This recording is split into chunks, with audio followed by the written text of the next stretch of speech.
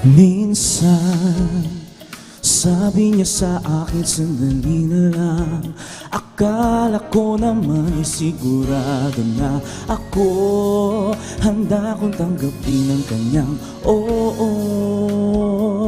Bigla na lang nagbago ang isip niya. Di ko akalain na ganun pala siya. Pinaasa niya lang ako.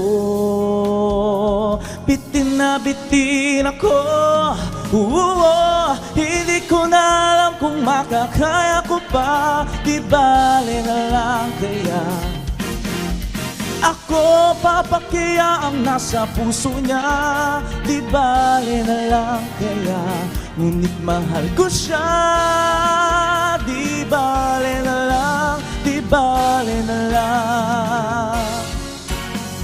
Ngayon, araw-araw lumilipas ang panahon.